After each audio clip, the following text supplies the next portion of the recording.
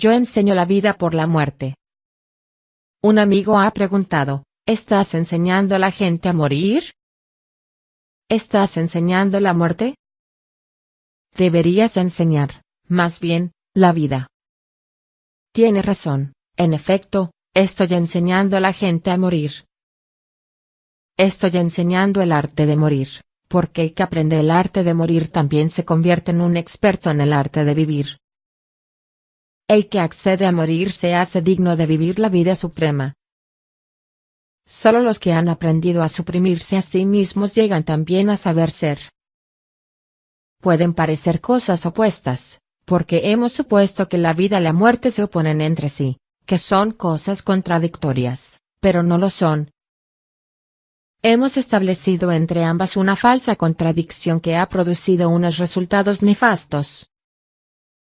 Es posible que nada haya hecho tanto daño a la raza humana como esta contradicción, y esta contradicción se ha extendido a muchos niveles de nuestras vidas. Si tomamos cosas que son, en esencia, unas, y las dividimos en partes independientes, y no solo independientes, sino contradictorias, el resultado final solo puede ser la creación de un hombre esquizofrénico, loco. Supongamos que hay un lugar donde viven gente locas. Surgirían grandes dificultades si esas gentes creyeran que el frío y el calor eran cosas no solo independientes entre sí, sino contradictorias, por la sencilla razón de que el frío y el calor no son contradictorios, sino que son grados diferentes de medir una misma cosa. Nuestro conocimiento del frío y del calor no es absoluto, es muy relativo. Esto quedará claro con un pequeño experimento. Siempre nos encontramos cosas calientes y cosas frías. Vemos también que lo que está caliente, y que lo que está frío. No creemos que una misma cosa pueda estar caliente y fría al mismo tiempo. Ahora bien, cuando volváis a vuestras casas, realizad un pequeño experimento. Tomad un recipiente con agua caliente, otro recipiente con agua fría y otro recipiente con agua a temperatura ambiente. Meted una mano en el agua caliente y la otra en el agua fría. Después, sacad ambas manos y metedlas en el agua que está a temperatura ambiente. Una mano sentirá que el agua está fría y la otra sentirá que esa misma agua está caliente. ¿Está fría o está caliente? Una mano dirá está caliente, la otra dirá que está fría. Entonces, ¿cuál es el verdadero estado del agua? Si una mano siente que el agua está caliente y la otra siente al mismo tiempo que está fría, entonces tendremos que darnos cuenta de que el agua no está ni fría ni caliente, la sensación que produce de calor o de frío depende de nuestras manos. El calor y el frío son grados de una misma cosa, no son cosas diferentes. La diferencia entre ambos es una cuestión de cantidad, no de cualidad. ¿Habéis pensado alguna vez en la diferencia entre la infancia y la vejez?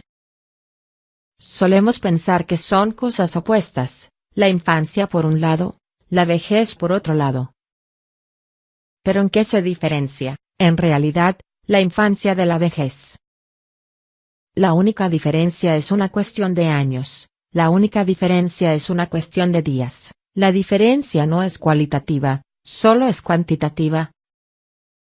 Pensemos, por ejemplo, en un niño de 5 años. Podemos llamarlo un viejo de 5 años. ¿Qué tendría de malo? Si decimos un niño de 5 años es solo por una costumbre de la lengua. Si queremos, podemos decir, como se hace en inglés, que es 5 años viejo, 5 years old, lo que también puede significar que es un viejo de 5 años. Un hombre es un viejo de 70 años, mientras que otro es 5 años viejo. ¿Qué diferencia hay? Si queremos, podemos decir que el hombre de 70 años es un niño de 70 años, al fin y al cabo, el niño crece hasta hacerse viejo. Pero cuando observamos estas cosas por separado, parecen dos cosas contradictorias. Parece que la infancia y la vejez son cosas opuestas entre sí. Pero, Si lo fueran, el niño no podría hacerse viejo nunca. ¿Cómo podría? ¿Cómo pueden dos cosas contrarias ser una misma? ¿Habéis visto alguna vez el día o la noche en que el niño se convertía en un viejo? ¿Podéis señalar sobre el calendario que en tal día este hombre era un niño y que en tal otro día se convirtió en viejo? En realidad, el problema es... Por ejemplo, hay unos escalones que llevan a la terraza. Veis los escalones inferiores y veis los escalones superiores, pero quizás no veáis los escalones intermedios. Puede pareceros que los escalones inferiores y los superiores son independientes, que están apartados unos de otros. Pero el que es capaz de ver toda la escalera negará tal distinción. Dirá, la diferencia entre los escalones del fondo y los escalones superiores solo es aparente, por la existencia de los escalones intermedios. ¿El escalón del fondo está conectado con el escalón superior? La diferencia entre el infierno y el cielo no es una cuestión de cualidad, la única diferencia es de cantidad. No creáis que el infierno y el cielo son cosas contrarias, diametralmente opuestas entre sí. La diferencia entre el infierno y el cielo es la misma que entre el frío y el calor, entre el escalón inferior y el superior, entre el niño y el viejo. Existe una diferencia del mismo tipo entre el nacimiento y la muerte. De otra manera, el que naciera nunca podría morir. Si el nacimiento y la muerte fueran cosas opuestas, ¿cómo podría terminar en la muerte el nacimiento? Solo podemos llegar hasta el punto que nos es inherente. El nacimiento se desarrolla hasta llegar a la muerte. Esto significa que el nacimiento y la muerte son dos extremos de una misma cosa.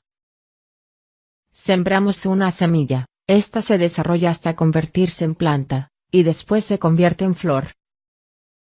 ¿Habéis creído alguna vez que existía una oposición entre la semilla y la flor? La flor se desarrolla desde la propia semilla, que se convierte en flor. El desarrollo es inherente a la semilla. El nacimiento se convierte en muerte. Solo Dios sabe por qué necedad y en qué época desafortunada se fijó en la mente humana la idea de que el nacimiento y la muerte son dos cosas independientes. Queremos vivir, no queremos morir, pero no sabemos que la muerte forma parte de la vida. Cuando llegamos a la conclusión de que no queremos morir, desde ese mismo momento es seguro que nuestras vidas estarán llenas de problemas y de dificultades. Toda la humanidad se ha vuelto esquizofrénica. La mente del hombre se ha disgregado en partes, en fragmentos, y esto se debe a un motivo. Hemos supuesto que la totalidad de la vida está dividida en partes, y hemos enfrentado entre sí a estas partes. El hombre es el mismo, pero nosotros hemos creado divisiones dentro de él y hemos decidido, además, que estas divisiones se oponen entre sí. Hemos hecho esto en todas las esferas.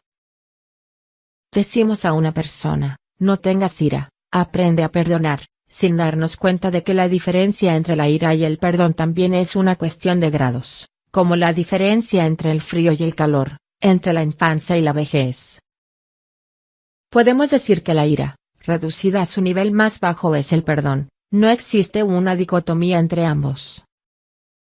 Pero los antiguos preceptos de la humanidad nos enseñan, líbrate de la ira y practica el perdón, como si la ira y el perdón fueran unas cosas tan diferentes que fuera posible dejar la ira y conservar el perdón. La única consecuencia que puede tener tal cosa es dividir al hombre en fragmentos y producirle problemas. Todos nuestros antiguos sistemas de creencias dicen que la sexualidad y el brahmacharya, la castidad, se oponen entre sí. Nada puede estar más equivocado que esto. El brahmacharya es el nivel más bajo de la sexualidad. La sexualidad, disminuida, reducida, es el brahmacharya. La distancia entre los dos no es una cuestión de enemistad ni de contradicción. Recordadlo, en este mundo no existe en absoluto la contradicción. En realidad, no puede existir nunca la contradicción en el mundo, pues, Si existiera, no habría manera posible de unificar los opuestos. Si el nacimiento y la muerte fueran entidades independientes, el nacimiento seguiría su propio curso y la muerte seguiría el suyo, no se encontrarían en ningún punto. Así como dos líneas paralelas no se encuentran en ninguna parte, tampoco se encontrarían nunca el nacimiento y la muerte. El nacimiento y la muerte están entrelazados, son dos extremos de un proceso ininterrumpido. Lo que quiero decir cuando digo esto es que si queremos que el hombre se salve de la locura en un futuro próximo, tendremos que aceptar la vida en su totalidad. Ya no podemos permitirnos crear divisiones y enfrentar entre sí las partes. Es muy raro que el que dice, la sexualidad se opone al brahmacharya, por lo tanto, liberémonos de la sexualidad acabe por destruirse a sí mismo en sus intentos de liberarse de la sexualidad. Esta persona no podrá alcanzar nunca el brahmacharya. Mientras se esfuerza por eliminar de su vida la sexualidad, su mente permanecerá fijada únicamente en la sexualidad, no podrá alcanzar el brahmacharya nunca, de ninguna manera. Su mente estará sometida para siempre a una gran tensión y agitación, eso mismo será su muerte. Su vida le resultará una carga demasiado pesada. Se volverá pesado y no será capaz de vivir en absoluto, ni siquiera un momento. Tendrá un gran problema. Si lo miráis de este modo, y esta es la realidad, entonces lo que os digo es que la sexualidad y el brahmacharya están relacionados entre sí, del mismo modo que lo están los escalones inferiores y los superiores. Cuando el hombre sube por la escala de la sexualidad, llega al brahmacharya. El brahmacharya no es más que la sexualidad reducida a su grado más bajo. La persona llega a un punto donde casi siente que todo se ha quedado vacío, llega al fin último. Por lo tanto, no hay contradicciones en la vida, no hay tensiones. En tal caso, no hay inquietud en la vida. Así pues podemos vivir una vida natural. Estoy hablando del modo de vivir una vida muy natural, en todos los aspectos. No vivimos de manera natural a ningún nivel, pues hemos aprendido los modos de vida antinaturales. Si dijeseis a una persona, solo debes caminar con el pie izquierdo, porque el pie izquierdo representa la religión, lo correcto. No camines con el pie derecho, porque el pie derecho representa lo incorrecto. Si la persona se creyera esto, y hay muchas personas que se lo creerían, siempre se han encontrado personas dispuestas a creer en ideas tan estúpidas. Entonces os encontrarías con personas que aceptarían que caminar con el pie izquierdo es correcto y que caminar con el pie izquierdo es incorrecto. Enseguida empezarían a cortarse el pie derecho y a intentar caminar con el pie izquierdo. No podrían caminar. Solo podemos caminar por el movimiento combinado de ambas piernas. La pierna no camina nunca sola, por sí misma, aunque solo adelantamos una pierna cada vez. Cuando camináis, solo levantáis una pierna cada vez, lo que puede producir la falsa impresión de que solo camináis con un pie. Pero no olvidéis que el que está quieto, el que está en reposo, es tan importante como el que se mueve.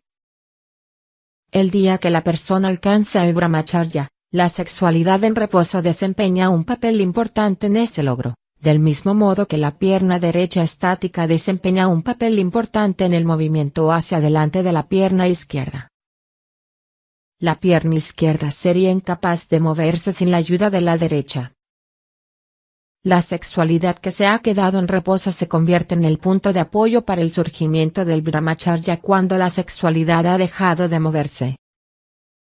Si se arranca el punto de apoyo de la sexualidad, si se rompe, se conseguirá sin duda suprimir la sexualidad, pero eso no servirá para alcanzar el brahmacharya. Por el contrario, la persona se quedará suspendida en el limbo, del mismo modo que todas las antiguas enseñanzas han dejado a la humanidad suspendida en el limbo. Lo que vemos a nuestro alrededor no es más que el movimiento del paso con la pierna izquierda y con la derecha, del pie izquierdo y del derecho. En la vida todo está integrado. La diversidad aparente es como las notas de una gran sinfonía. Si elimináis algo, os encontraréis en dificultades. Alguien puede decir que el color negro representa el mal. Por eso nadie puede ir vestido de negro en una boda, se puede ir de negro cuando ha muerto alguien. Hay personas que creen que el negro es un signo del mal, y hay personas que creen que el blanco es un signo de pureza. No es malo establecer tales diferencias en un sentido simbólico, pero si alguien dijera, librémonos del negro, eliminemos el negro de la superficie de la tierra, entonces, recordadlo, quedaría muy poco blanco, pues la blancura del blanco solo destaca con toda su nitidez sobre un fondo negro. El maestro escribe con tiza blanca en una pizarra negra. ¿Está loco? ¿Por qué no escribe en una pared blanca? Naturalmente, podemos escribir en una pared blanca, pero las letras no destacarían. El blanco se manifiesta por el fondo negro, en realidad, el negro está haciendo que destaque el blanco. Recordadlo, el blanco del hombre que recomienda la enemistad con el negro se volverá inevitablemente apagado, insípido. Cuando alguien recomienda no manifestar la ira, su perdón será impotente. La fuerza del perdón se encuentra en la ira, solo el que puede tener ira tiene la capacidad de perdonar. Cuanto más feroz sea la ira, mayor será la grandeza de ánimo del perdón. En ausencia de la ira, el perdón parecerá completamente desvaído, absolutamente carente de vida, muerto.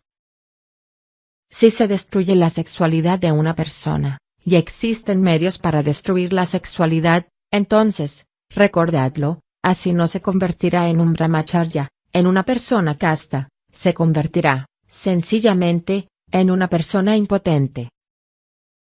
Y existe una diferencia fundamental entre ambas cosas. Existen medios para eliminar la sexualidad, pero la persona no puede convertirse en un brahmacharya a base de eliminar el sexo, así solo puede volverse impotente. Transformando el sexo, aceptándolo, dirigiendo su energía hacia un nivel superior, podemos alcanzar sin duda el brahmacharya. Pero recordad que el brillo que veis en los ojos de un brahmachari, de una persona casta, es el brillo de la energía sexual misma. La energía es la misma, pero se ha transformado. Lo que quiero decir es que las cosas que llamamos opuestas no son opuestas, la vida se rige por un orden muy misterioso. Debéis de haber visto un montón de ladrillos ante una casa en construcción. Todos los ladrillos son iguales. Pero cuando el arquitecto, el constructor, construye un arco para poner una puerta en la casa, dispone los ladrillos estableciendo una oposición. Los ladrillos son iguales, pero al construir el arco los dispone poniéndolos los unos a los otros para que se sostengan entre sí. No podría construir el arco si empezara a construir en un extremo para llegar al otro, el arco se caería inmediatamente. Los ladrillos que se apoyan solo en un lado del arco no tienen fuerza, no se encuentran con una resistencia que los sustente. Siempre que se produce una resistencia, se crea una fuerza. Toda fuerza surge de la oposición, toda energía se produce a partir de la resistencia. En la vida, la creación de la energía, de la potencia, se apoya en el principio de la polaridad. Todos los ladrillos son iguales, pero se disponen uno a uno estableciendo una oposición. Dios, divino arquitecto de la vida, es muy inteligente. Sabe que la vida se enfriaría inmediatamente, se disolvería enseguida, si los ladrillos no se dispusieran estableciendo una oposición entre unos y otros. Por eso ha dispuesto la ira frente al perdón, la sexualidad frente al brahmacharya, y así se crea una energía, por la resistencia presente entre los términos. Y esa energía es la vida. Ha dispuesto los ladrillos del nacimiento y de la muerte juntos, uno frente al otro, y así se crea una puerta de acceso a la vida que pasa por medio de ambos. Hay personas que dicen, solo aceptaremos el ladrillo de la vida, no aceptaremos el ladrillo de la muerte. está bien. Como queráis. Pero si no aceptáis la muerte, moriréis en ese mismo instante, porque entonces todos los ladrillos que quedan serán iguales. Solo quedarán los ladrillos de la vida, y se derrumbarán al instante. Este error se ha repetido muchas veces, y, por ello, el hombre ha padecido y ha estado angustiado desde hace 10.000 años. Se empeña en colocar todos los ladrillos por un lado, no quiere ladrillos en el lado opuesto. Eliminad la polaridad, dice. Si creemos en Dios, entonces no creeremos en nada más. Entonces no creeremos en el samsara, en el mundo terrenal. Si hay Dios, entonces no hay samsara, entonces no podemos aceptar de ningún modo el mundo temporal.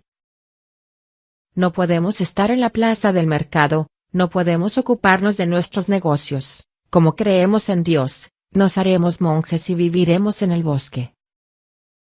El hombre que dice esto querría crear su mundo con los ladrillos de Dios. ¿Os imagináis las consecuencias que tendría que, por error, las personas seglares se volvieran locas y se hicieran monjes? Desde aquel mismo día, las cosas no avanzarían ni un centímetro, desde aquel mismo día el mundo quedaría en ruinas. En realidad, el hombre que se ha hecho monje no tiene idea de que está sobreviviendo, de que su pie izquierdo avanza porque alguien, un seglar, lleva una tienda allí en el mercado. Un pie está sentado ahí, por eso tiene libertad de movimiento el monje. El aliento vital mismo del monje procede del seglar. El monje se hace la ilusión de que vive por sí mismo, pero la realidad es que se alimenta exclusivamente del mundo temporal. Pero él sigue denostando al seglar, sigue diciendo, renuncia al mundo y hazte monje. No se da cuenta de que así se produciría una situación de suicidio universal, una situación de la que ni siquiera él podría librarse, también él moriría. Piensa en utilizar ladrillos que estarían todos dispuestos de un mismo lado. También hay personas que dicen lo contrario. Dicen, no hay Dios, solo existe este mundo, y nada más. Solo creemos en la materia. Y, como solo creen en la materia, también ellos intentan crearse un mundo propio. También ellos han llegado a aquel lugar donde se produciría el suicidio universal. Por si solo existe la materia y no hay Dios, entonces desaparece todo lo que da sabor a la vida, lo que da encanto a la vida, lo que da movimiento a la vida, lo que nos anima a levantarnos. Si creyésemos que no hay Dios, que no existe más que la materia, ¿qué significado tendría la vida? Entonces la vida se vuelve completamente inútil. Por eso hay en Occidente personas como Sastre, Camus, Kafka y otros que hablan mucho del absurdo. Hoy día, todos los filósofos occidentales dicen al unísono que la vida es absurda. Lo que dijo una vez Shakespeare se ha vuelto relevante de pronto, y los pensadores occidentales lo están repitiendo en el contexto de la vida misma, un cuento contado por un loco, lleno de ruido y furia, que no significa nada. No puede haber ningún significado, ningún sentido, porque solo habéis juntado ladrillos de materia, de nada más que materia. Es normal que desaparezca completamente el significado. Así como el mundo perdería su significado si solo hubiera monjes, también se perdería el significado si solo hubiera seglares. Es interesante ver que el seglar sobrevive gracias a la seta y que la seta sobrevive gracias al seglar, del mismo modo que el pie izquierdo depende del pie derecho y el pie derecho depende del pie izquierdo. Esta dependencia parece a primera vista una contradicción, pero a un nivel más profundo no lo es. Ambos pies forman parte de un mismo ser, uno lo mantiene asentado, el otro lo hace moverse. Nadie puede conocer toda la verdad de la vida sin haber comprendido correctamente esta contradicción. La persona que, por su oposición, se empeña en quitarle la mitad todavía no ha alcanzado la inteligencia suficiente. Podéis quitarle la mitad, desde luego, pero en cuanto suceda eso morirá también la otra mitad, pues, indudablemente, la segunda mitad recibió su energía vital de la primera mitad, y de ninguna otra parte. He oído contar lo siguiente: dos monjes mantenían una discusión, que podía resultar útil en un apuro. Su amigo el otro monje solía opinar: ¿para qué necesitamos el dinero? Somos ascetas, ¿para qué necesitamos el dinero? Solo los seglares tienen dinero. Ambos solían proponer diversos argumentos a favor de sus puntos de vista respectivos, y los argumentos de ambos parecían correctos. El mayor misterio de este universo es que podemos presentar un número igual de argumentos a favor de cualquiera de los ladrillos opuestos que se han utilizado en su creación, y la discusión es interminable porque ambos ladrillos se emplean por igual.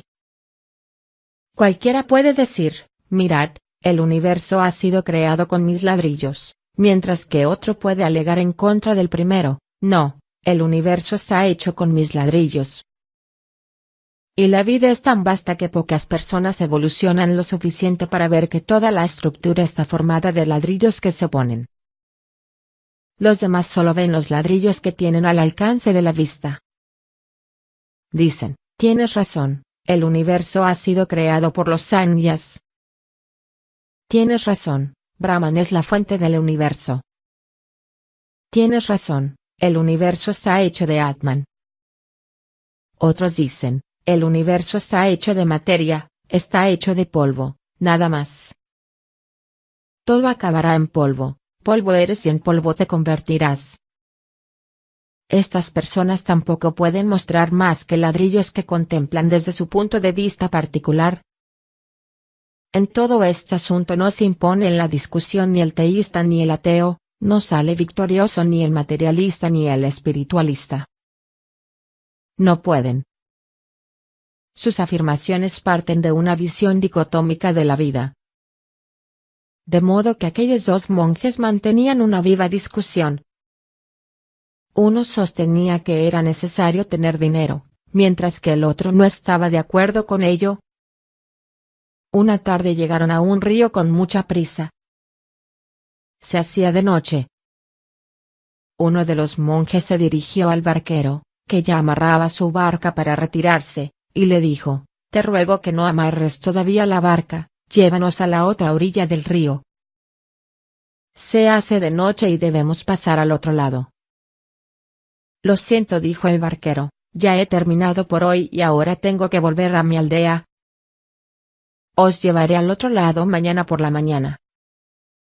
No, dijeron los monjes, no podemos esperar hasta mañana. Nuestro gurú, con el que hemos vivido, el que nos ha enseñado todo lo que es la vida, está a punto de morir. Según dicen, no llegará mañana. Nos ha convocado. No podemos pasar aquí la noche. Está bien, dijo el barquero. Os llevaré al otro lado por 5 rupias. El monje, que era partidario de llevar dinero, se rió y, mirando al otro monje, le dijo: ¿qué te parece, amigo mío? ¿Llevar dinero es inútil o es útil? El otro monje no hizo más que reírse. El primer monje pagó 5 rupias al barquero, había vencido. Cuando llegaron a la otra orilla, el primer monje dijo de nuevo: ¿qué tienes que decir, amigo mío? Si no hubiésemos llevado dinero, no habríamos podido cruzar el río. El segundo monje se rió a carcajadas. Dijo: si cruzamos el río no fue porque tú llevases dinero, sino porque eras capaz de desprenderte de él. Pudimos cruzar el río, no porque tú tuvieses dinero, sino porque podías soltarlo. Así, la discusión seguía en pie. El segundo monje añadió: yo siempre he dicho que un monje debe tener el valor de soltar el dinero. Podíamos renunciar a él, por eso pudimos cruzar el río. Si te hubieras aferrado a él, si no lo hubieras soltado, ¿cómo habríamos cruzado el río? El problema seguía pendiente. El primer monje se rió también. Llegaron ante su gurú. Le preguntaron, ¿qué podemos hacer? Esta cuestión se ha vuelto muy problemática. Lo que ha pasado hoy ilustra muy claramente nuestras diferencias. Uno de nosotros cree que pudimos cruzar el río porque llevábamos dinero encima, y el otro cree que pudimos cruzarlo porque lo soltamos. Nos mantenemos firmes en nuestras posturas, y parece que ambos tenemos razón. El gurú se rió a grandes carcajadas. Estáis locos los dos, dijo, estáis cayendo en la misma tontería en que ha caído la humanidad desde hace siglos. ¿Qué tontería es esa?, preguntaron los monjes. El gurú respondió, cada uno de vosotros está mirando una parte de la verdad. Es verdad que solo pudisteis contratar la barca y atravesar el río porque soltasteis el dinero, pero también es verdad la otra parte, pudisteis dejar vuestro dinero porque tenías dinero que dejar. Naturalmente, es verdad que pudisteis atravesar el río porque llevabas dinero encima. Pero la otra parte es igualmente cierta, si no hubieseis llevado dinero, no habríais podido pasar. ¿Pasasteis el río porque soltasteis el dinero? Así, ambas cosas son verdaderas. No hay contradicción entre ambas. Pero nosotros hemos creado tales dicotomías a todos los niveles de nuestras vidas. Y el que cree en una de las dos partes es capaz de presentar un argumento convincente para apoyarla. No es difícil, pues, al fin y al cabo, cada persona cuenta al menos con la mitad de la vida para apoyarse. Está viviendo la mitad de su vida, lo que no es poco. Es más que suficiente para defenderlo. Nada se podrá resolver a base de discusiones. Habrá que investigar la vida, conocerla en su totalidad. Es verdad que yo enseño la muerte, pero eso no quiere decir que esté en contra de la vida. Lo que quiere decir es que la muerte es la puerta de acceso al conocimiento de la vida, y también el reconocimiento de la vida. Lo que quiere decir es que no veo que la vida y la muerte sean opuestas entre sí. Puedo llamarlo arte de morir o puedo llamarlo arte de vivir, ambos términos significan la misma cosa. Depende de cómo lo miremos. Podéis preguntarme, ¿por qué no lo llamas arte de vivir? Existen motivos para ello. El primero es que nos hemos apegado a la vida en extremo. Y este apego se ha vuelto muy desequilibrado. También puedo llamarlo arte de vivir, pero no quiero llamarlo así porque vosotros estáis demasiado apegados a la vida. Si os dijera, venid a aprender el arte de vivir, vendríais corriendo porque querríais reforzar vuestro apego a la vida. Yo lo llamo arte de morir para que podáis recuperar vuestro equilibrio. Si aprendéis a morir, entonces tendréis ante vosotros la vida y la muerte en condiciones de igualdad, se convertirán en vuestro pie izquierdo y en vuestro pie derecho. Entonces alcanzaréis la vida definitiva. En su estado definitivo, la vida no contiene ni nacimiento ni muerte, pero tiene dos piernas, a las que nosotros llamamos nacimiento y muerte. Naturalmente, si existiera una ciudad cuyos habitantes fueran unos suicidas, donde nadie quisiera vivir, yo no iría allí a hablar del arte de morir. Ahí diría, aprende del arte de vivir.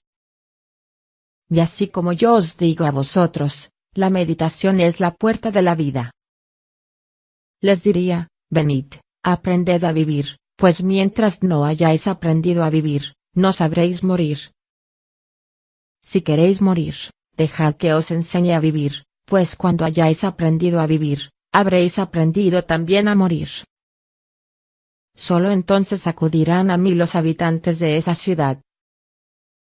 Vuestra ciudad es exactamente al revés, vosotros sois los habitantes de una ciudad donde nadie quiere morir, donde todos quieren vivir, donde la gente quiere aferrarse a la vida con tanta fuerza que la muerte no les llegue nunca.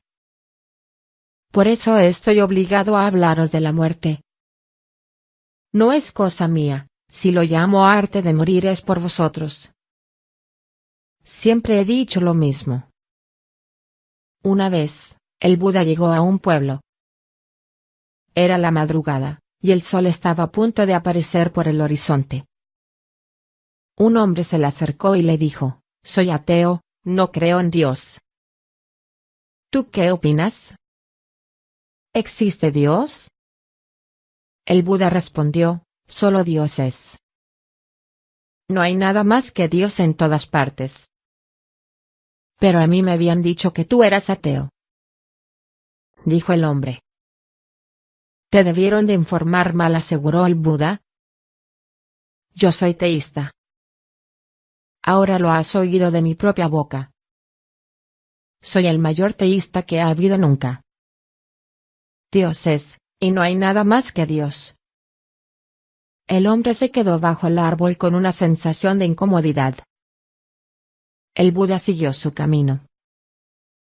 Al mediodía se le acercó otro hombre y le dijo: «Soy teísta.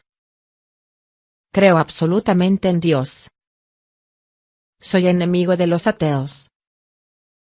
He venido a preguntarte qué opinas de la existencia de Dios». El Buda respondió: «¿Dios? Ni lo hay, ni lo puede haber nunca. No existe Dios». En absoluto el hombre no daba crédito a sus oídos. «¿Qué estás diciendo?», exclamó. «Oí decir que había llegado al pueblo un hombre religioso y viene a preguntarle si existe Dios. ¿Y me respondes así?». «¿Yo, hombre religioso?», replicó el Buda. «¿Yo, creyente? Yo soy el mayor ateo que ha habido nunca». El hombre se quedó completamente confundido. Nosotros podemos comprender la confusión de este hombre, pero Ananda, discípulo del Buda, estaba terriblemente intrigado, pues había oído ambas conversaciones. Se inquietó mucho, no entendía aquello. Lo de la mañana estaba bien, pero por la tarde había surgido un problema. ¿Qué le ha pasado al Buda?, se preguntaba Ananda. Por la mañana dijo que era el mayor de los teístas, pero por la tarde ha dicho que era el mayor de los ateos. Se dedicó a interrogar al Buda aquella noche, cuando estuvieran a solas. Pero aquella noche Ananda lo esperaba otra sorpresa. Cuando cayó la noche se acercó otra persona al Buda y le dijo que no sabía si Dios existía o no. Aquel hombre debía de ser un agnóstico, una persona que dice que no sabe si existe Dios o no, que nadie lo sabe y que nadie podría saberlo nunca. Le dijo: «Pues, no sé si hay un Dios o no. ¿Tú qué dices? ¿Qué crees?».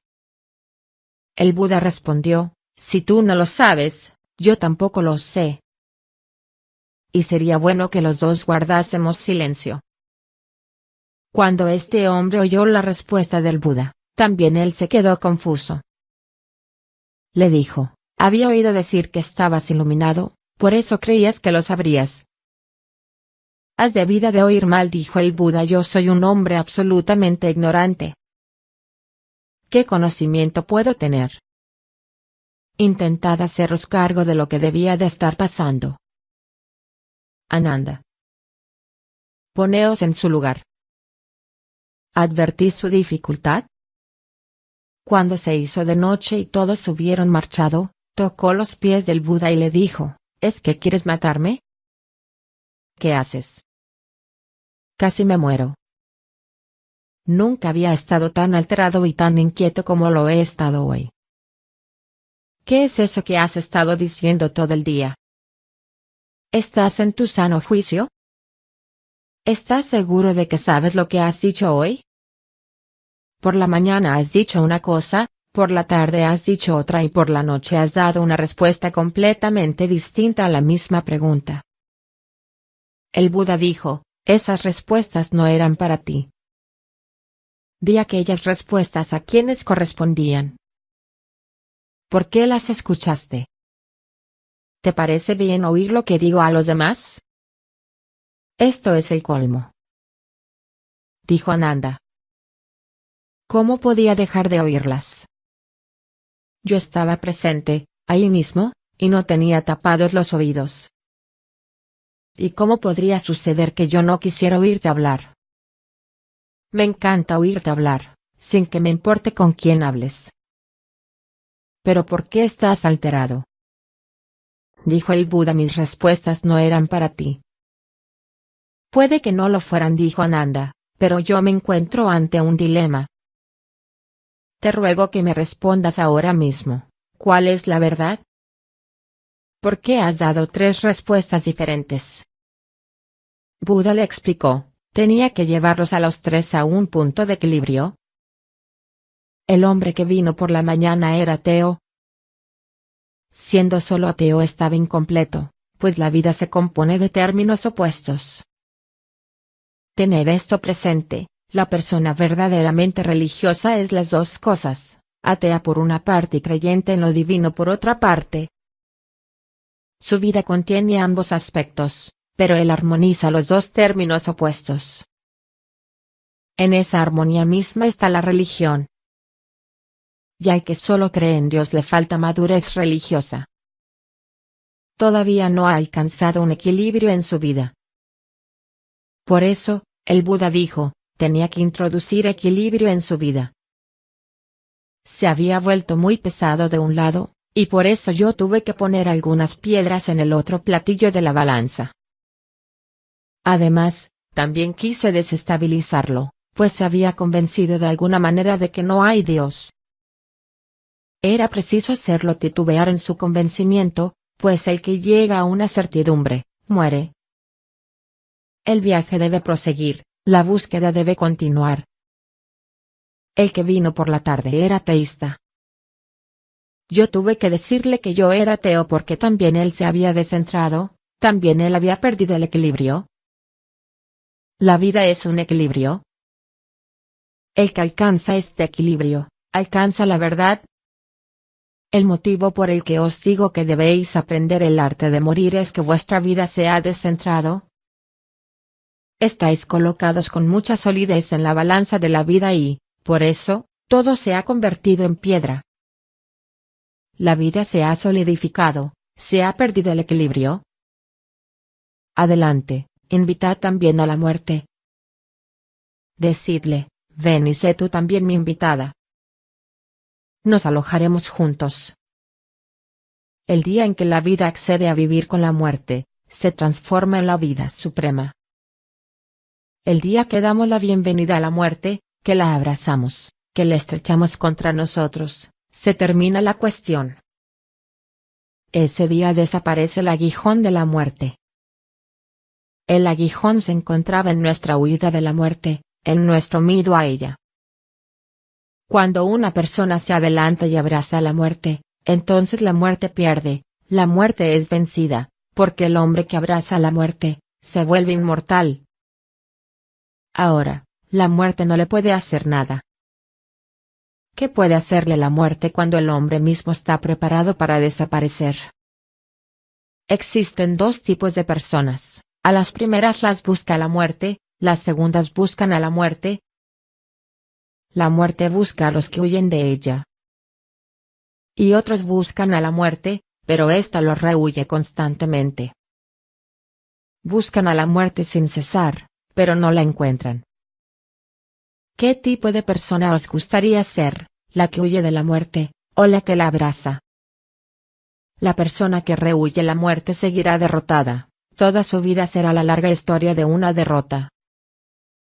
El que abraza la muerte triunfará inmediatamente sobre ella, ya no existirá la derrota en su vida. Entonces su vida se convierte en un viaje triunfal.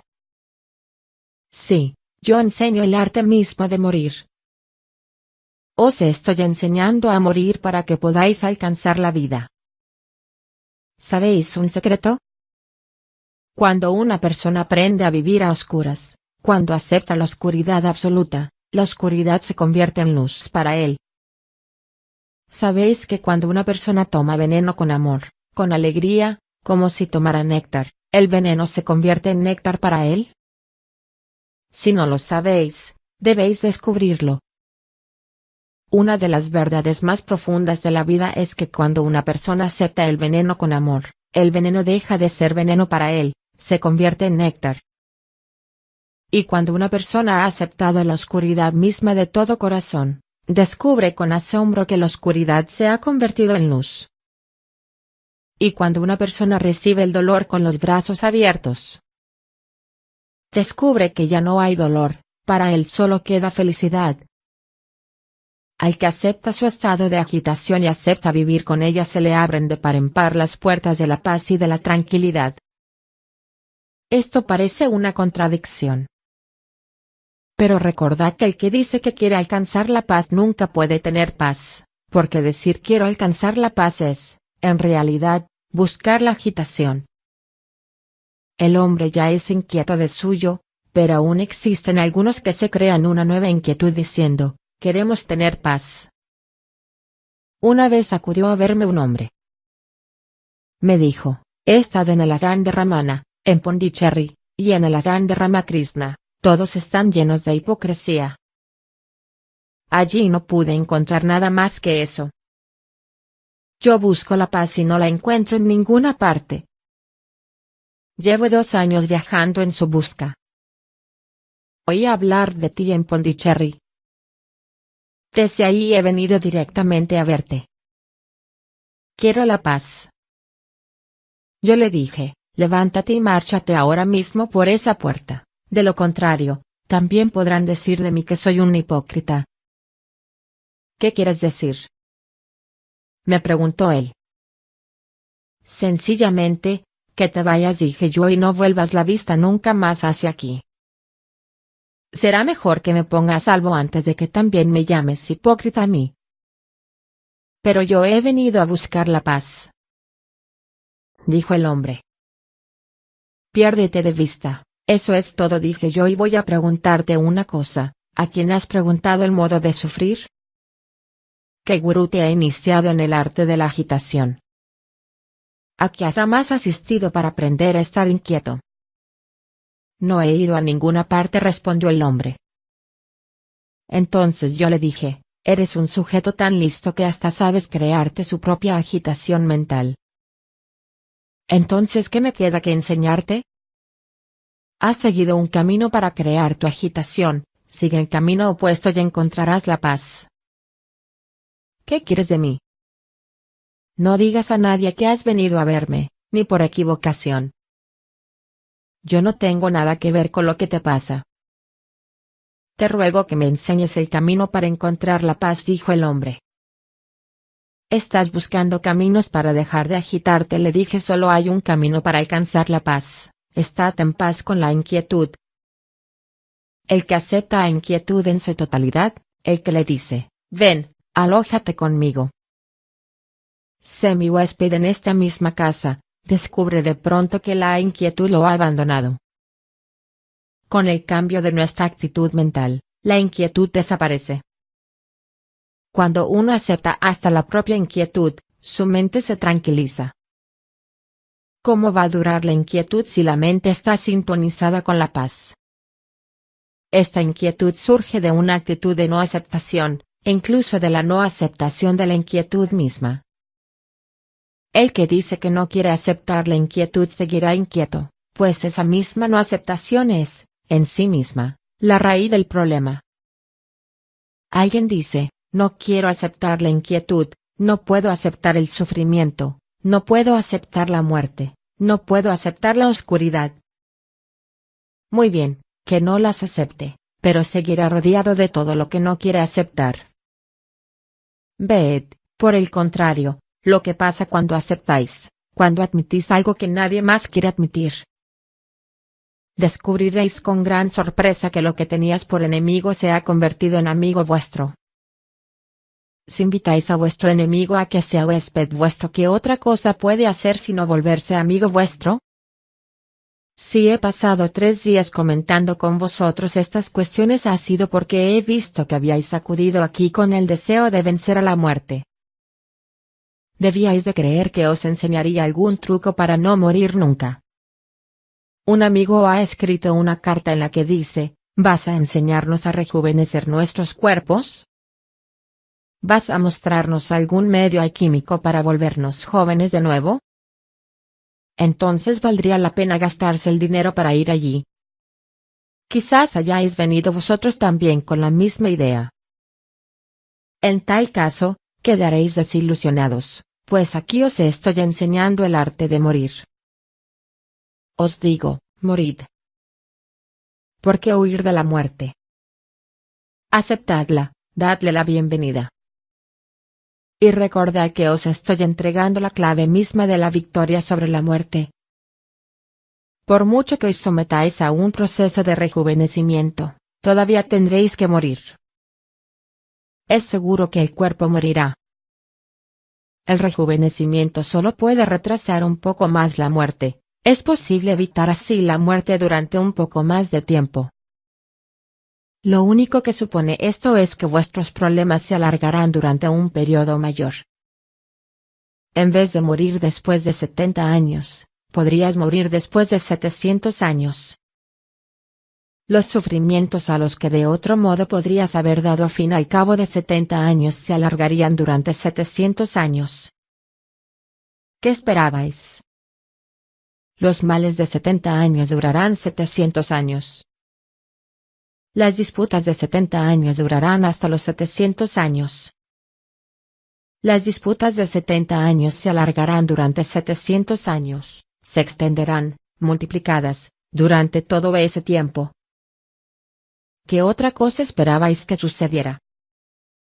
Quizás no se os haya ocurrido, pero si de verdad os encontraseis con una persona que os pudiera dar una poción, diciéndoos, tómate esto y vivirás 700 años, vosotros le dirías, espera un momento, deja que lo piense. No creo que ninguno de vosotros se tomase una poción que alargase la vida hasta los 700 años. ¿Qué querría decir esto? Querría decir, yo seguiré como soy. Este yo mismo tendrá que vivir 700 años. Y eso resultará muy costoso, tendría graves consecuencias. Si los científicos descubren algún día el modo de dar al hombre una vida infinita, y este descubrimiento no es imposible, no es muy difícil, entonces, recordadlo, la gente empezará a buscar un gurú que les enseñe a morir rápidamente. Así como ahora la gente busca gurús que sean capaces de rejuvenecerles los cuerpos, la gente buscará entonces a alguien que les enseñe el secreto, la técnica de la muerte, para que no los puedan librar de ella ni siquiera los científicos. Intentarán defraudar al Estado librándose de la vida. No comprendemos que una vida larga no tiene sentido. El sentido de la vida se encuentra en su intensidad. Una persona puede vivir un solo momento de una manera total, más que lo que puede alcanzar otra en un número infinito de vidas. Es cuestión de vivir, y solo la persona que no tiene miedo a la muerte puede vivir. De lo contrario, ¿cómo va a vivir? El miedo a la muerte hace temblar al hombre, nunca está quieto, no deja de correr. ¿Habéis advertido que en el mundo aumenta constantemente la velocidad? Todo es veloz. El cohete es mejor que el carro de bueyes en cierto sentido, pues el cohete puede llevarnos más deprisa a los sitios, pero ¿por qué dar tanta importancia a la velocidad? Quizás no os hayáis dado cuenta de ello, pero la búsqueda de la velocidad por parte del hombre es un intento de huir de donde está. ¿Dónde está? Está tan asustado, tiene tanto miedo, que quiere marcharse. Le parece que en cualquier otra parte estaría mejor que donde está.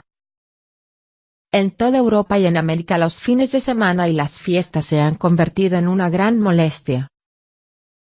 La gente se cansa más en estos días que en cualquier otro.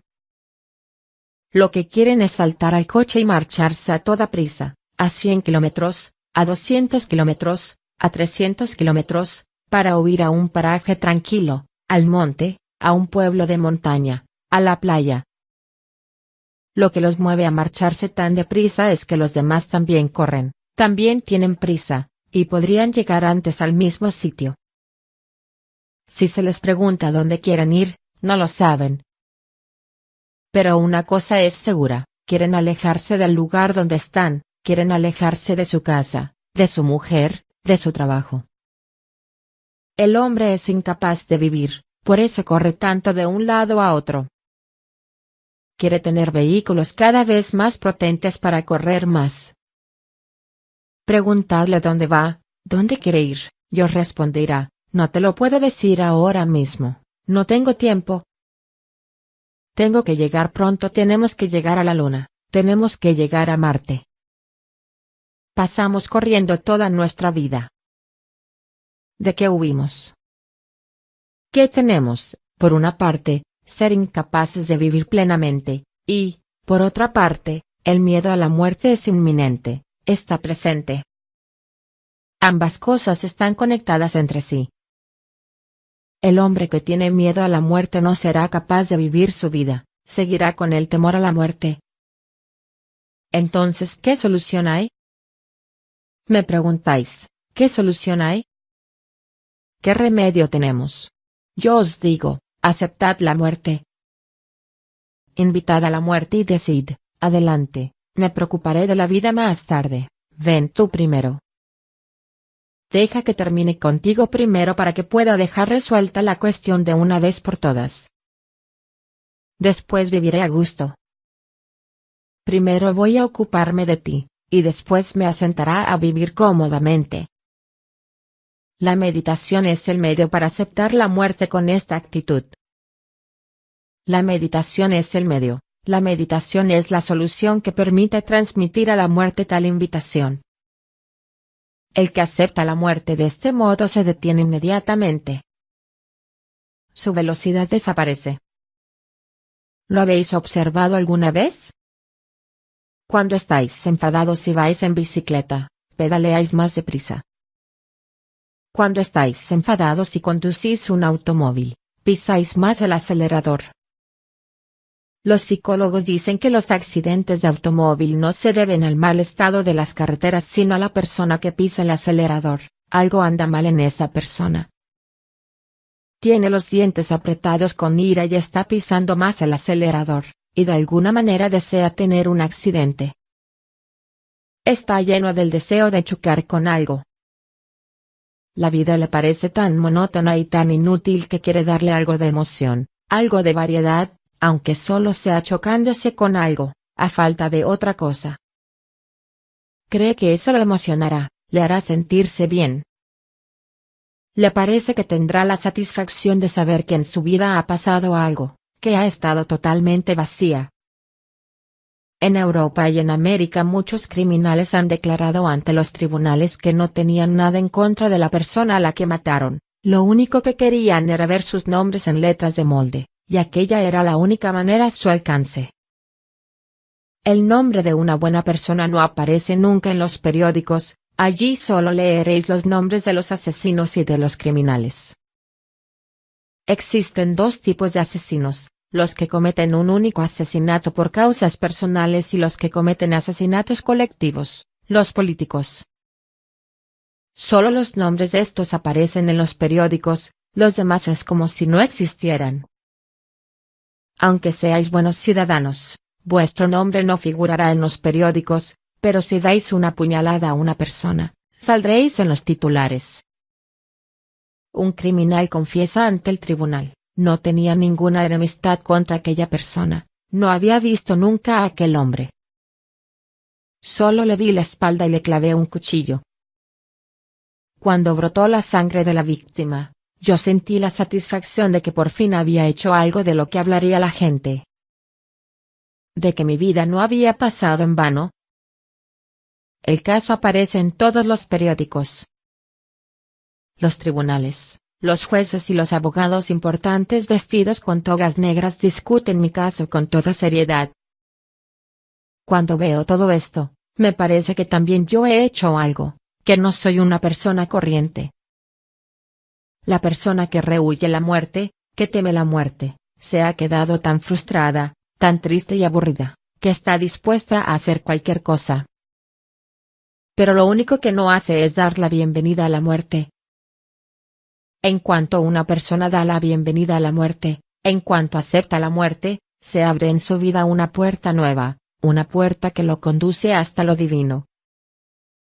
En el exterior del templo de Dios está escrita la palabra morid, mientras que dentro desborda el río de la vida.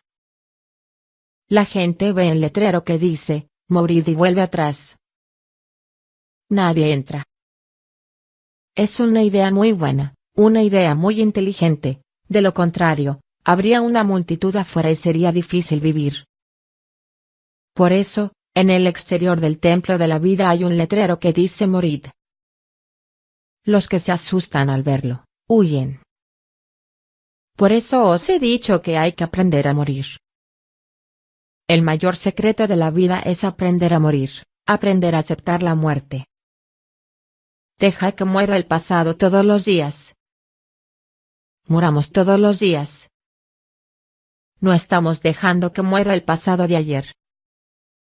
El hombre de 70 años mantiene vivos los recuerdos felices de su infancia. Su infancia no ha muerto todavía. El hombre todavía conserva el deseo de regresar a su infancia. Es tan viejo que no puede moverse, que está postrado en cama, pero su juventud no ha muerto todavía. Todavía piensa en las mismas cosas. Las imágenes se siguen moviendo ante sus ojos. Nunca copiamos el valor de morir, nunca dejamos que muera nada, y, en consecuencia, todo se amontona. No dejamos lo muerto, por el contrario, lo acumulamos como una carga pesada, y entonces resulta imposible vivir bajo su peso. Así pues, una de las claves del arte de morir es esta: dejadlo muerto por muerto. Una vez que Jesús pasaba junto a un lago sucedió un incidente maravilloso. Era de madrugada. El sol estaba a punto de salir y el horizonte acababa de arrebolarse. Un pescador había arrojado su red al lago para pescar. Cuando empezó a sacar la red, Jesús puso su mano en el hombro del pescador y le dijo: «Amigo mío, ¿quieres pasar toda la vida pescando peces?». El pescador ya se había planteado esta cuestión muchas veces. ¿Hay alguien que no se la plantee? Naturalmente, los peces pueden ser distintos, la red puede ser distinta, el lago puede ser distinto, pero de todas maneras se plantea la pregunta: ¿he de pasar toda mi vida pescando peces? El pescador se dio la vuelta para ver quién era el hombre que le hacía la misma pregunta que él se había planteado. Miró a Jesús. Vio sus ojos serenos y alegres, su personalidad. Le dijo: «No tengo otra posibilidad». ¿En qué otra parte podré encontrar un lago? ¿En qué otra parte podré encontrar peces y arrojar la red para pescarlos? Yo también me pregunto si seguiré pescando peces el resto de mi vida. Entonces dijo Jesús: «Yo también soy pescador, pero arrojo mi red en otro mar. Ven, sígueme si quieres, pero recuerda, solo el hombre que tiene valor para renunciar a su red vieja puede arrojar una red nueva. Deja atrás la red vieja». El pescador debía de ser hombre valeroso. Hay muy poca gente valerosa como él. Dejó ahí mismo su red llena de peces.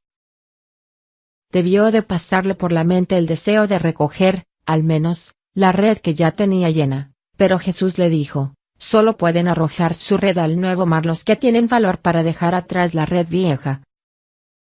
¿Dejad la red ahí mismo?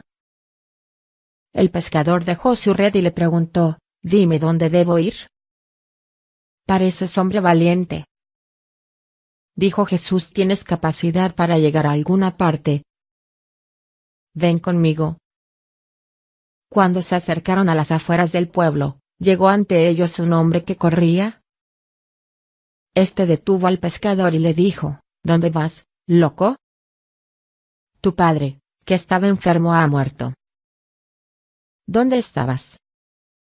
«Fuimos a buscarte al lago y allí encontramos tu red». «¿Dónde vas?» El pescador dijo: «Te ruego que me concedas algunos días para enterrar a mi padre y celebrar su funeral. Después volveré a tu lado». Las palabras que respondió Jesús al pescador son enormemente maravillosas.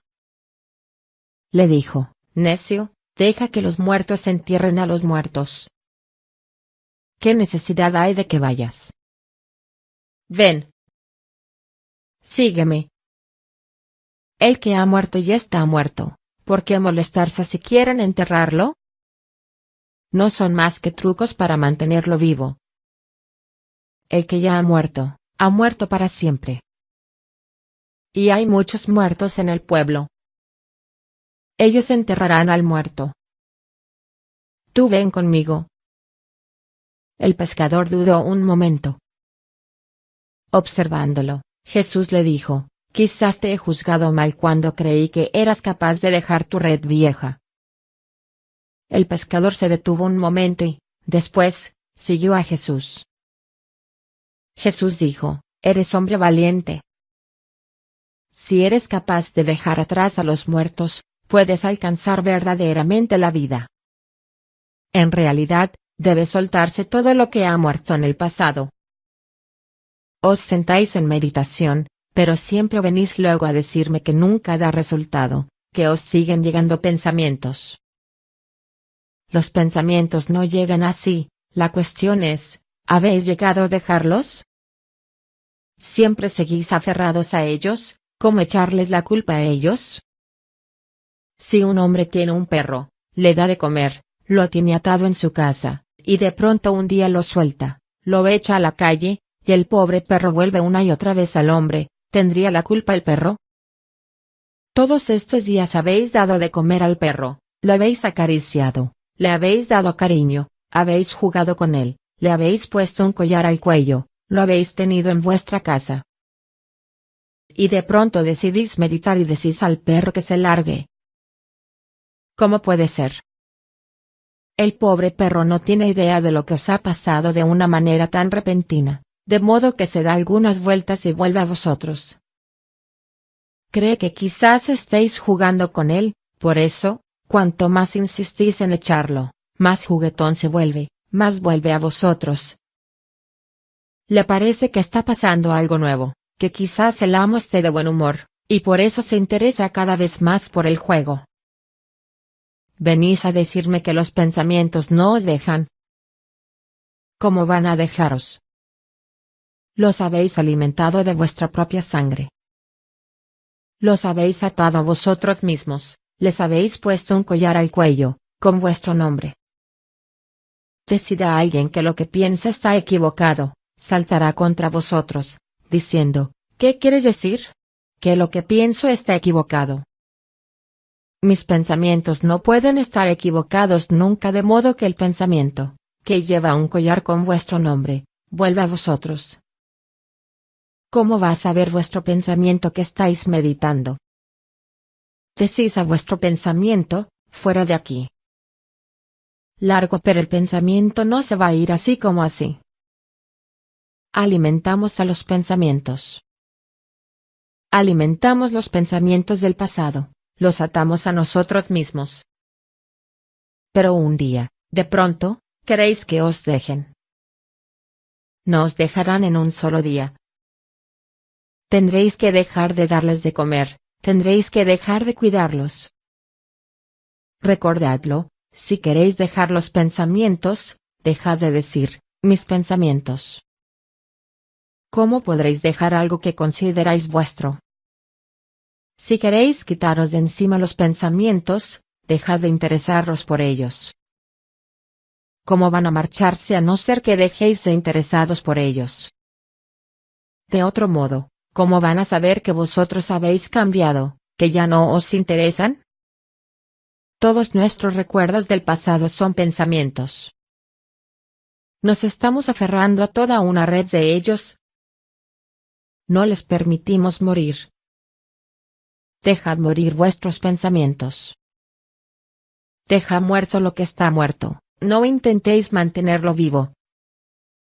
Pero lo estamos manteniendo vivo. También esto forma parte del arte de morir. Mantened también presente esta clave, si queréis aprender el arte de morir, dejadlo muerto por muerto. Ni siquiera hace falta que lo conservéis en vuestra memoria. Decidle a Dios, dejadlo marchar. Ayer terminó ayer, ahora ya no existe, pero, a pesar de ello, mantiene su presa sobre nosotros. Hay otra pequeña pregunta. Un amigo ha preguntado, ¿qué es una mente llena de ilusiones? ¿Qué es una mente muy confusa? ¿Qué es la claridad mental? Debemos comprender esto, pues será útil para la meditación, así como para aprender el arte de morir. Ha formulado una pregunta muy significativa. Pregunta, ¿qué es una mente confusa? Pero aquí hemos cometido un error, decimos mente agitada. Aquí se encuentra el error. ¿Cuál es el error? El error es que estamos utilizando dos palabras, mente y confusa, y la verdad de la cuestión es que no existe la mente confusa. En realidad, el estado mismo de confusión es la mente. No existe una mente confusa. La mente es confusión. No se trata de que la mente pueda tranquilizarse, la mente es, en sí misma, la intranquilidad. Y cuando no hay confusión, no se trata de que la mente se haya tranquilizado, es que la mente ha desaparecido. Imaginaros, por ejemplo, que hay una tormenta en el mar, que el mar está agitado. ¿Dirías que se trata de una tormenta agitada? ¿Diría alguien que es una tormenta agitada? Os limitarías a decir que es una tormenta, pues, tormenta ya es, de suyo, sinónimo de agitación. Y cuando se acalla la tormenta, ¿decís que la tormenta se ha quedado tranquila? Lo único que decís es que la tormenta ya no existe. Para comprender la mente, recordad también que mente no es más que un sinónimo de confusión. Cuando se hace la paz, no es que la mente se haya quedado en paz, sino, más bien, que la mente ya no existe en absoluto. Aparece un estado de no mente. Y cuando ya no existe la mente, entonces lo que queda se llama Atman. El mar existe aun cuando no hay tormenta. Cuando desaparece la tormenta, queda el mar. Cuando la mente confusa deja de existir, lo que queda es el Atman, la conciencia. La mente no es una cosa, no es más que un estado de confusión, un estado de desorden. La mente no es una facultad, no es una sustancia. El cuerpo es una cosa, el Atman es otra cosa, y la falta de paz entre ambos se llama mente. En estado de paz queda el cuerpo, queda el Atman, pero ya no hay mente. No existe una mente tranquila. Se trata de un error de expresión, debido a la lengua que nos hemos creado. Hablamos de un cuerpo enfermo, de un cuerpo sano. Esto es correcto. Existen cuerpos enfermos, claro está, y también existen cuerpos sanos. Al desaparecer la enfermedad, queda un cuerpo sano.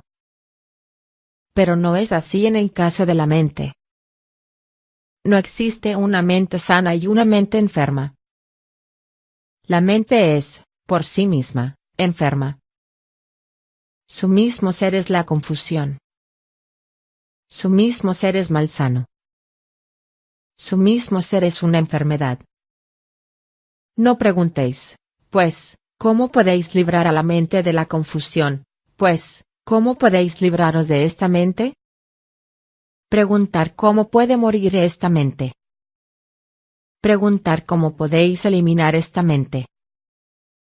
Preguntad qué podéis hacer para que la mente deje de existir. La meditación es un medio para acabar con la mente, para despedirse de la mente. La meditación significa salir de la mente. La meditación significa apartarse de la mente. La meditación significa la cesación de la mente. La meditación significa apartarse de donde reina la confusión. Al apartarnos de la confusión se aquieta, pues lo que la crea es nuestra propia presencia. Si nos apartamos, deja de existir. Supongamos, por ejemplo, que dos personas tienen una pelea.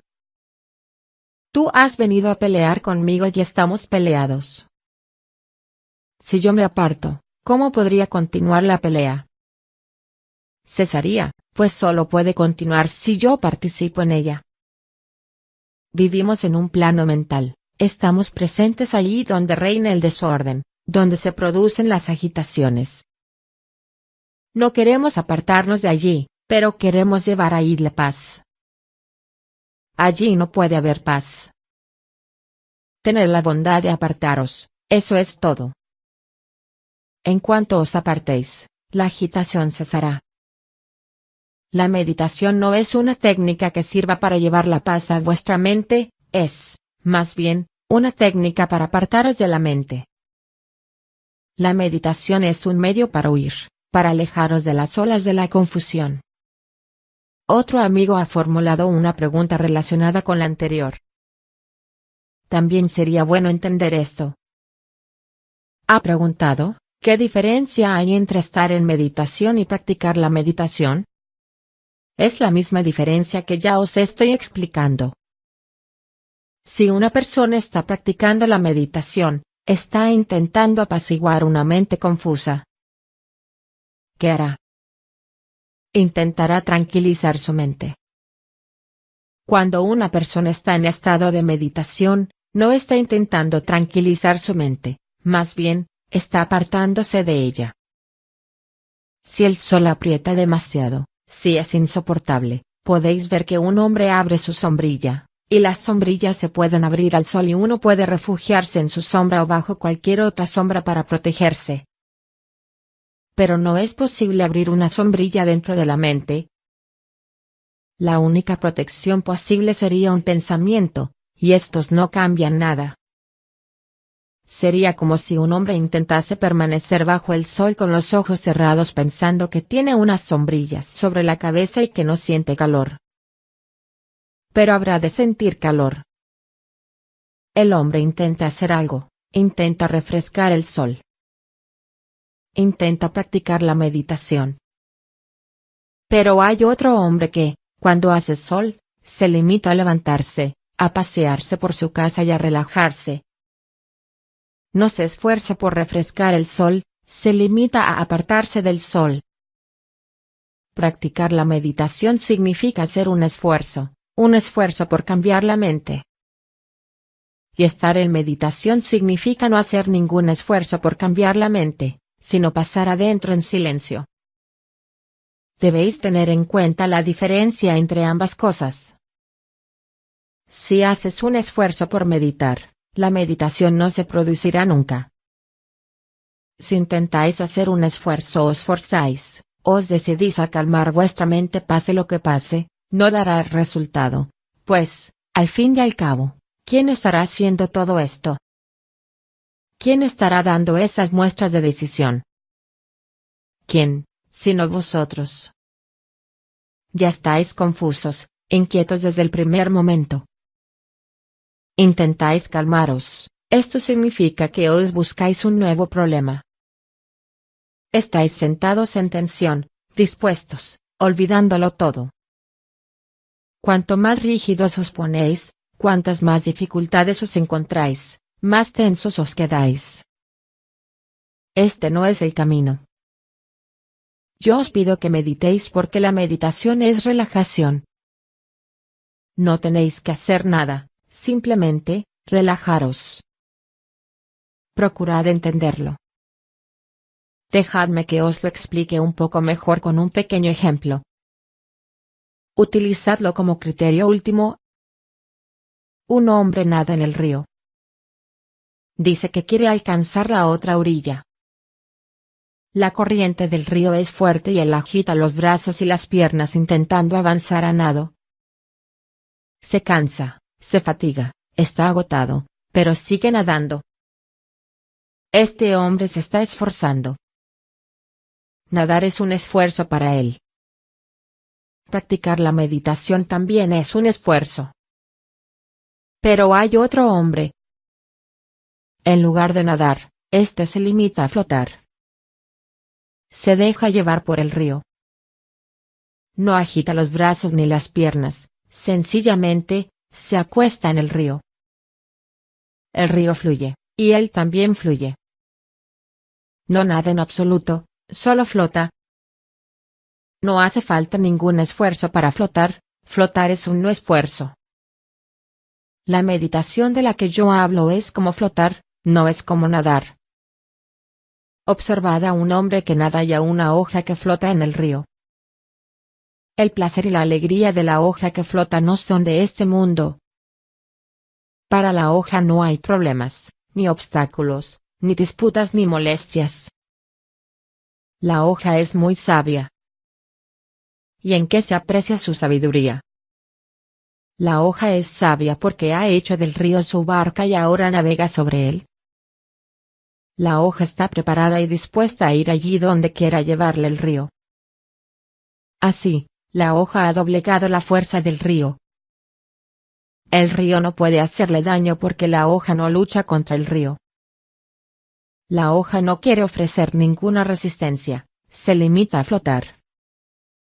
Así, la hoja tiene una conformidad completa. ¿Por qué?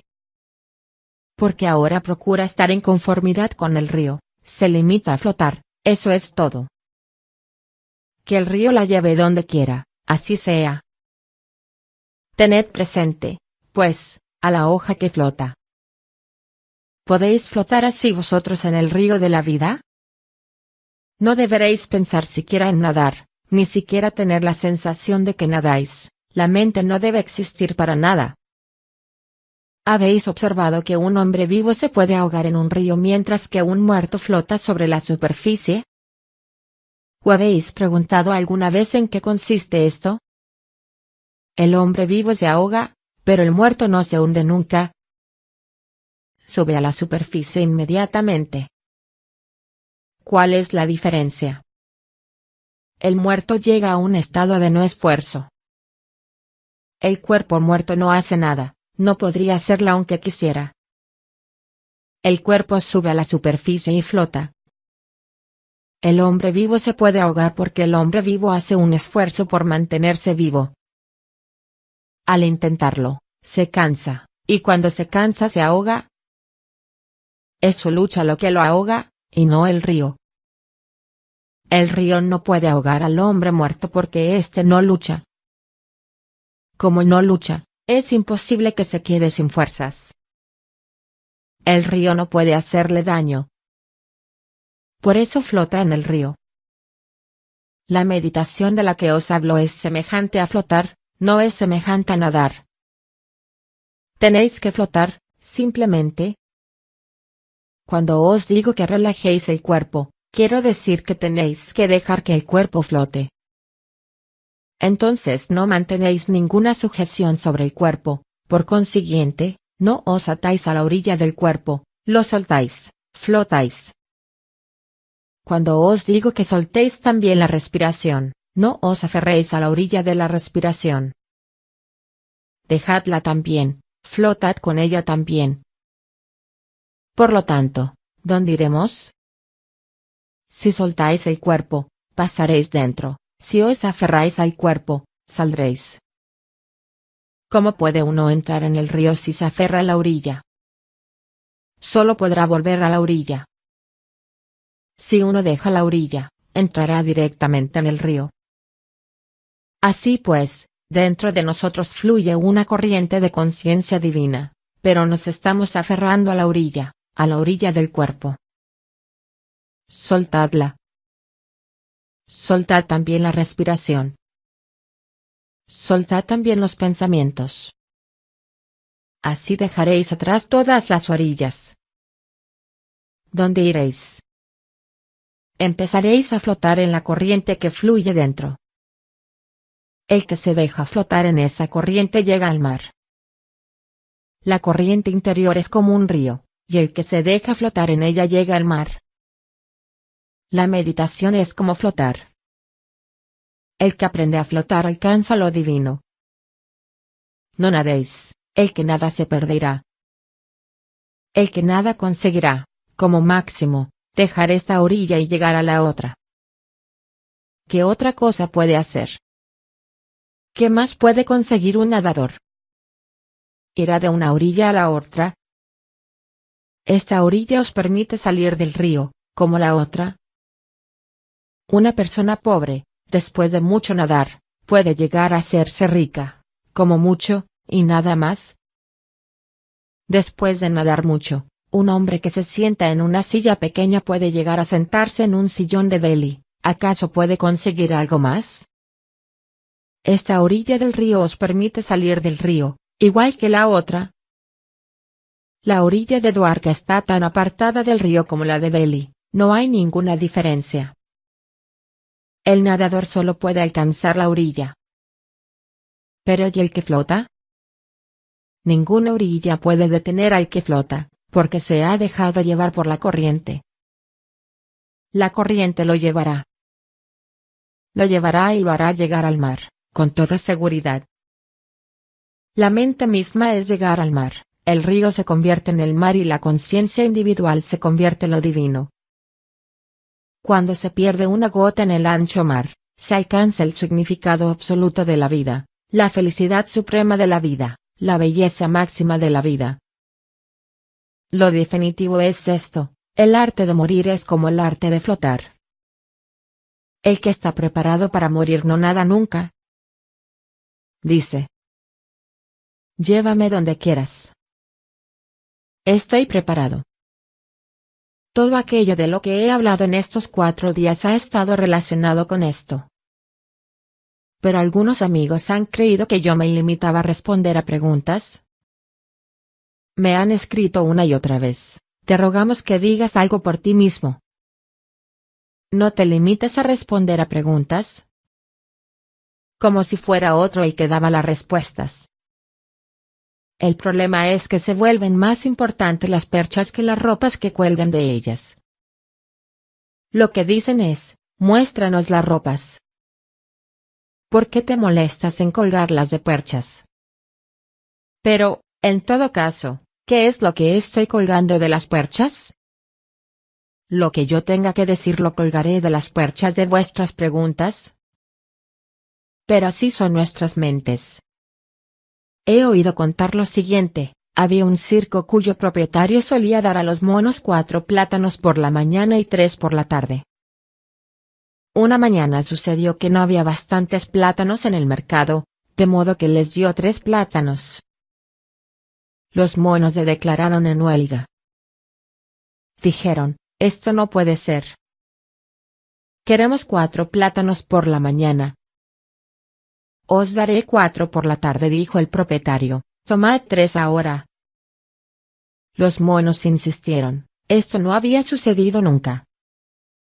Siempre habíamos recibido 4 plátanos por la mañana. Queremos 4 plátanos ahora mismo.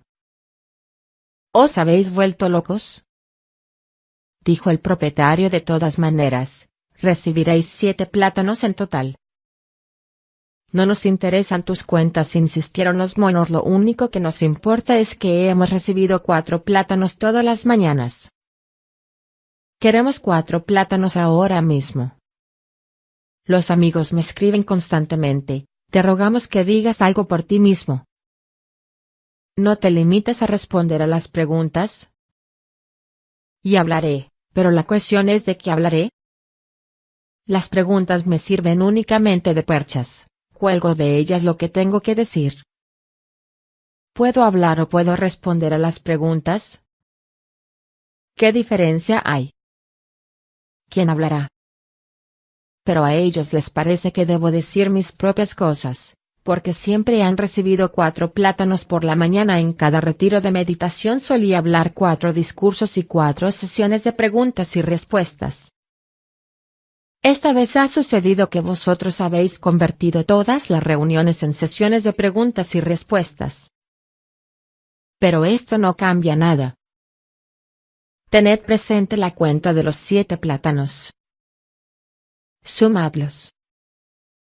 No hace falta contar uno a uno, que haya 4 por la mañana y 3 por la noche o al contrario. Yo os he dado los 7 plátanos. Si os hacéis un lío con la cuenta, podéis pasar por alto lo importante. Por eso he dicho al final que 7 plátanos. He dicho todo lo que tenía que decir.